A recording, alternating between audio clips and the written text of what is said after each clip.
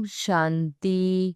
5 जून 2026 के ईश्वरीय महावाक्य। पहले एक नज़र मुरली के मुख्य पॉइंट पर। बाबा ने कहा, आत्मा का वास्तविक घर शांति धाम है, इसलिए हमें स्वयं को आत्मा समझना है। बाप का मुख्य संदेश है मन मना भव, अर्थात स्वयं को आत्मा समझ बाप को याद करो। प्रलय नहीं होती, बल्कि पुरानी दुनिया से नई दुनिया में परिवर्तन होता है। बाप आदि सनातन देवी देवता धर्म की स्थापना और अन्य धर्मों के विनाश का कार्य करते हैं। और फिर बाबा ने कहा, कुमार और कुमारियों को ज्ञान में मजबूत और पवित्र रहने का पुरुषार्थ करना चाहिए। शिव बाबा स्वयं सदा पवित्र और निराकार है। वे सभी आत्माओं को पवित्र बनाते हैं। देह अभिमान छोड़कर आत्म अभिमानी बनना ही ज्ञान का आधार है।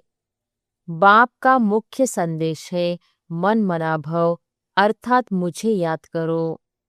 और फिर लास्ट में बाबा ने कहा, रावण के श्राप से सब दुखी है, बाप आकर सुख और वर्षा देते हैं। बुद्धि योग भटकने न दे, निरंतर बाप और वर्षे की याद में रहे। ज्ञान यज्ञ में विघ्न इसलिए पड़ते हैं क्योंकि रावण का राज्य समाप्त हो रहा है और वह विरोध करता है।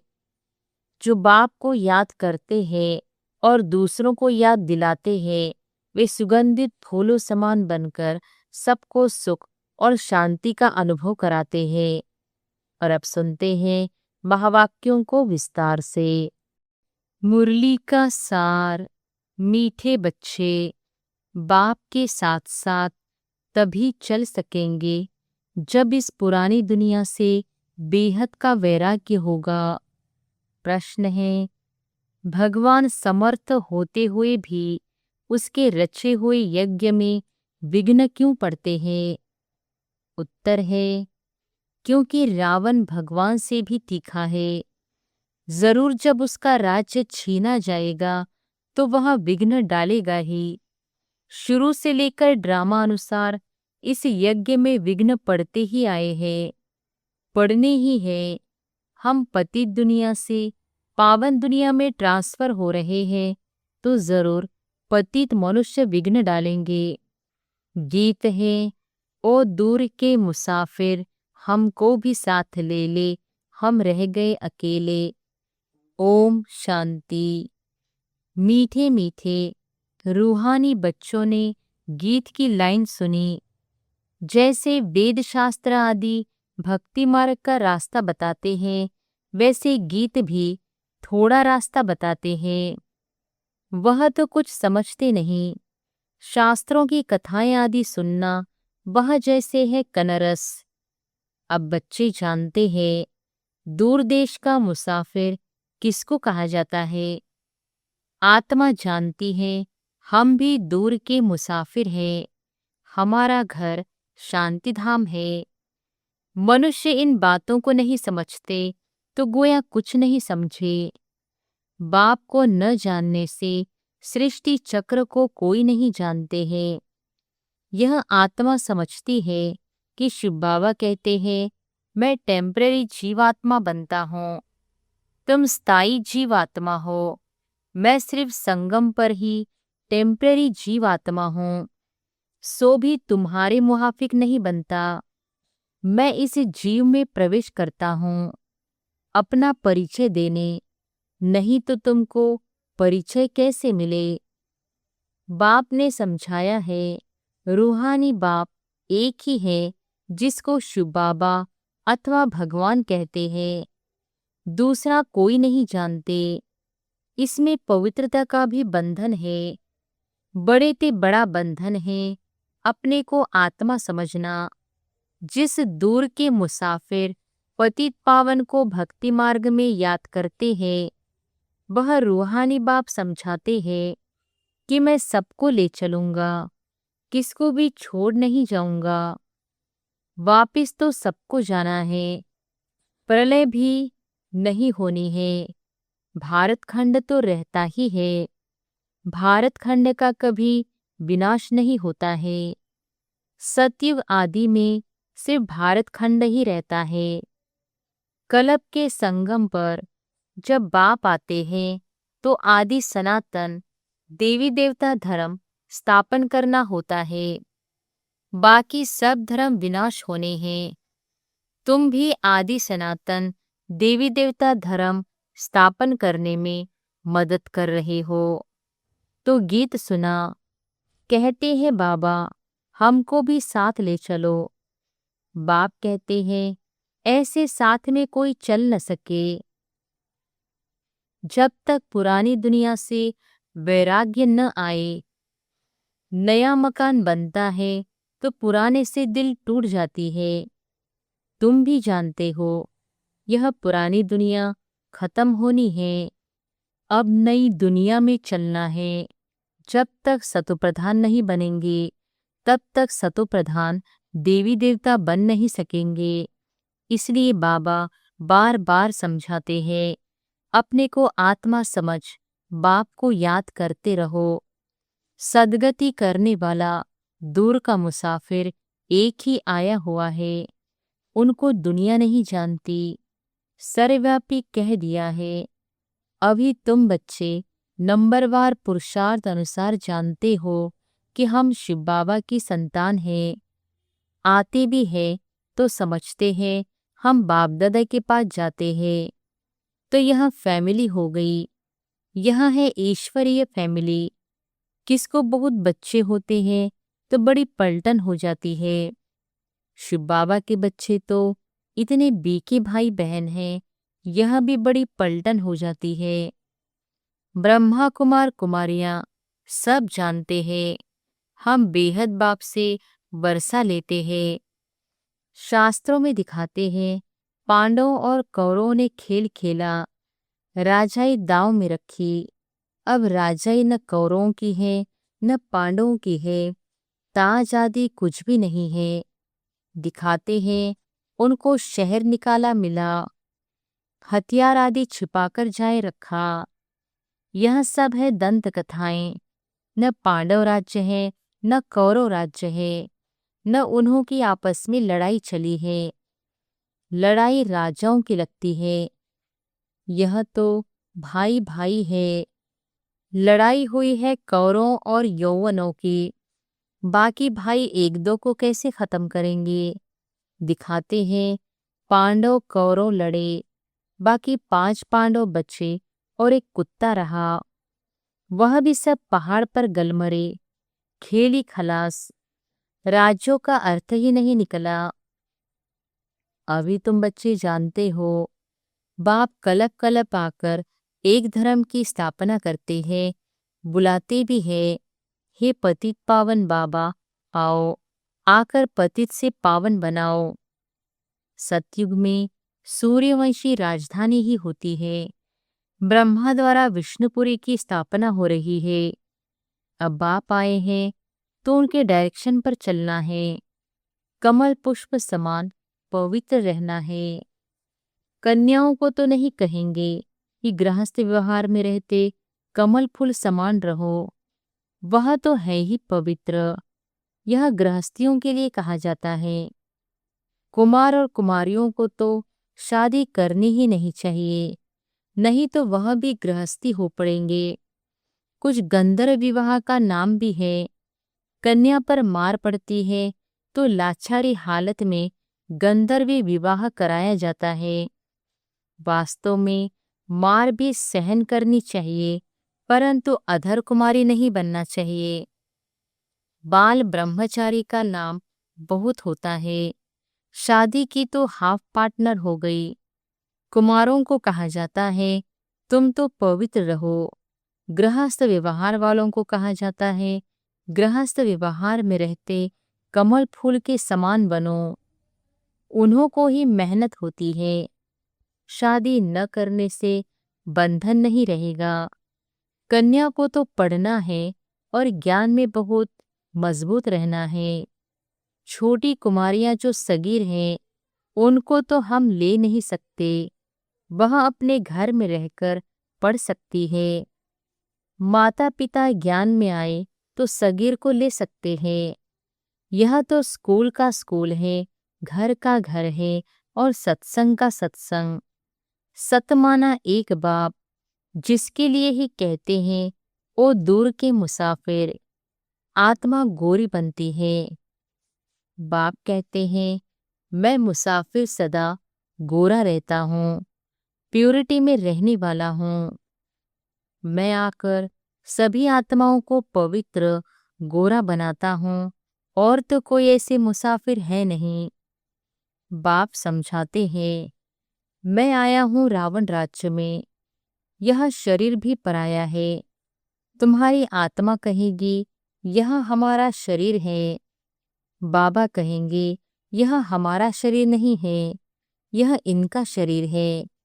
यह पतित शरीर हमारा नहीं है, आते ही है इनके बहुत जन्मों के अंत के जन्म में। जो नंबर 1 पावन था, वही नंबर लास्ट अर्थात अंत में विकारी बनते हैं। पहला नंबर 16 कला संपूर्ण था, अब कोई कला नहीं रही। पतित तो सब है ही, तो बाप दूर देश का मुसाफिर हुआ ना। तुम आत्माएं भी मुसाफिर हो, यहाँ आकर पार बजाती हो। इस सृष्टि चक्र को कोई नहीं जानते हैं, भला कोई कितना भी शास्त्र आदि पढ़ा हो, परंतु यह ज्ञान कोई नहीं दे सकते।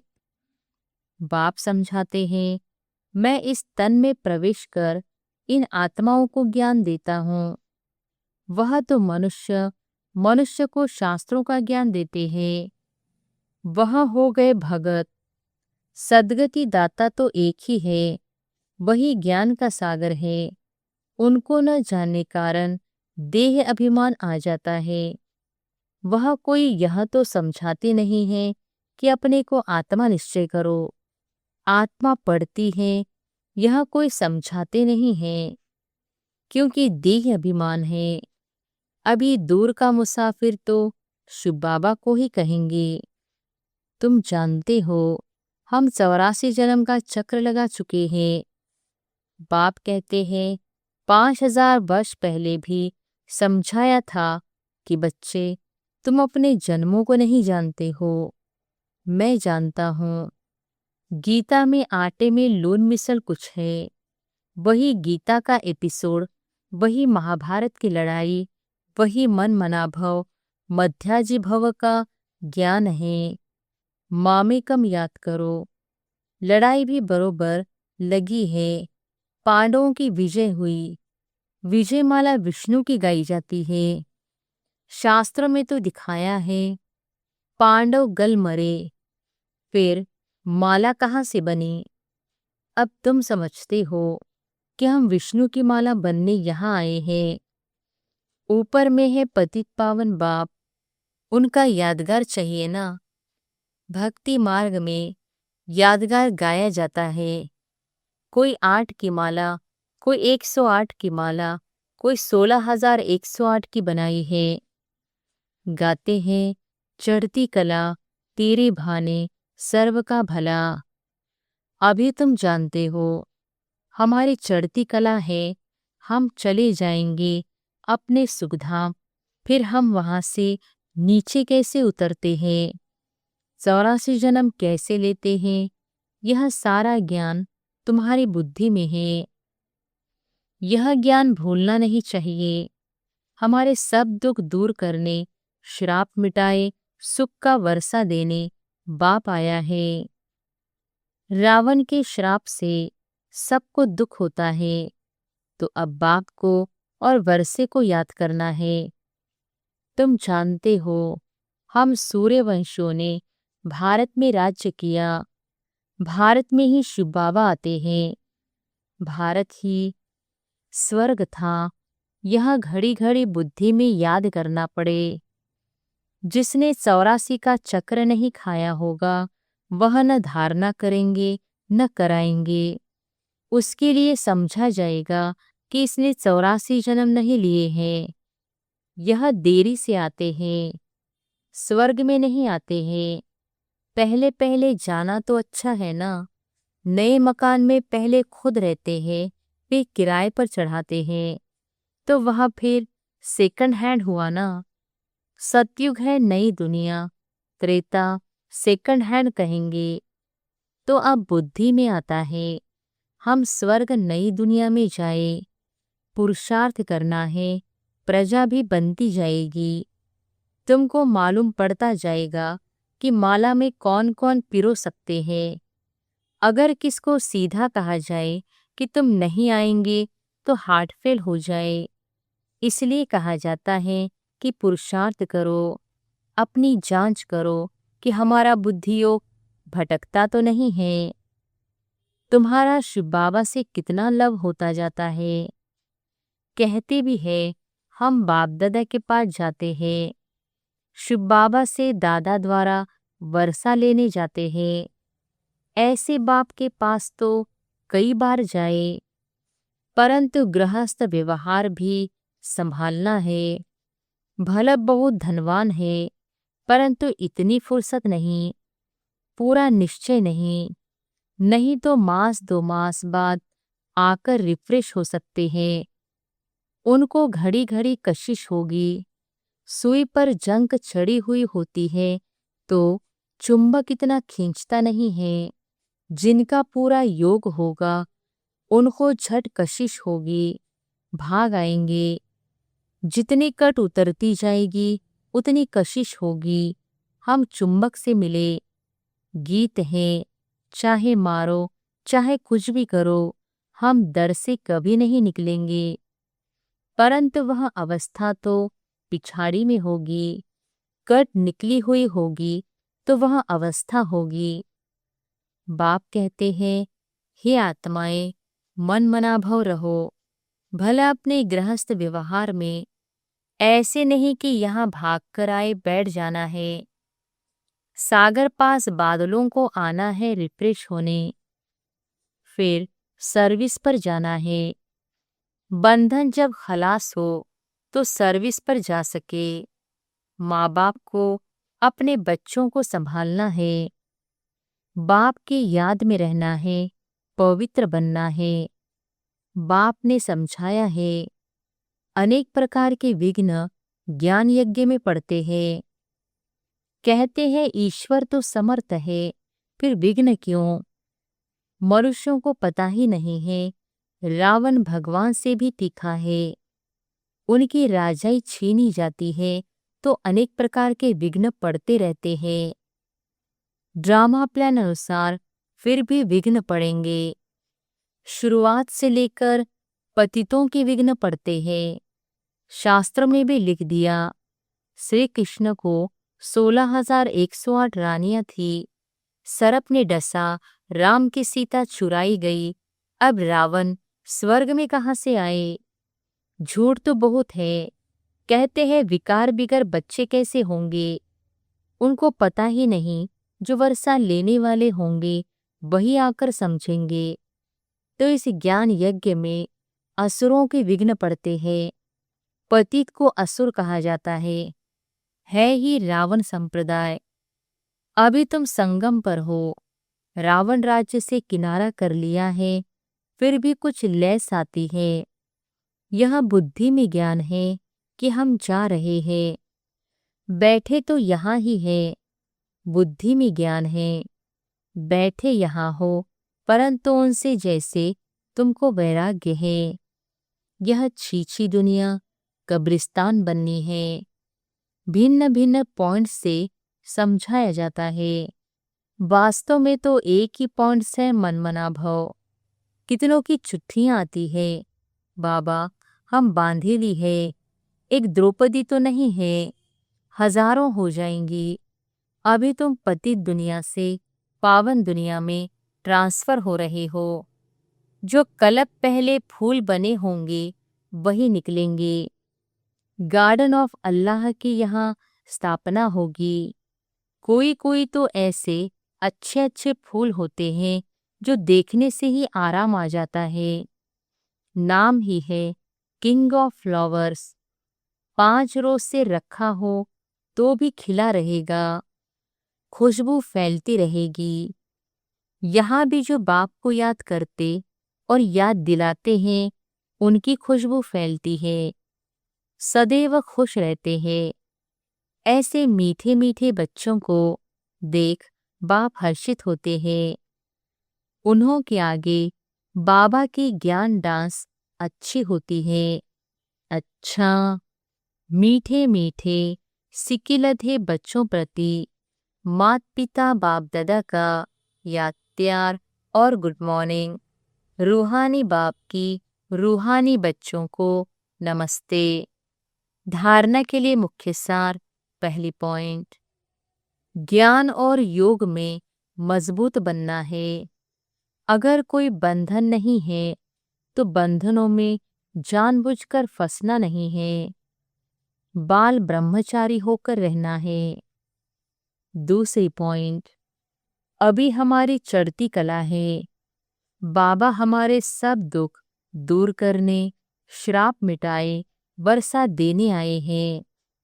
बाप और वर्षे को याद कर अपार खुशी में रहना है। जांच करनी है कि हमारा बुद्धियों कहाँ भटकता तो नहीं है। वरदान है, समाने और सामना करने की शक्ति द्वारा सेवा में सफलता प्राप्त करने वाले रूहानी सेवाधारी भव। समाने और सामना करने की शक्ति द्वारा सेवा में सफलता प्राप्त करने वाले रूहानी सेवाधारी भव।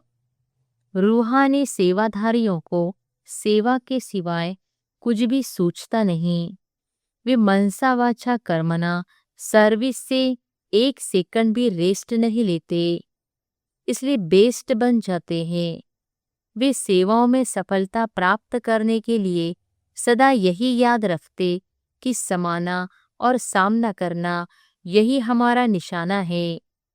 वे अपने पुराने संस्कारों को समाते हैं और सामना माया से करते, न कि दैवी परिवार से।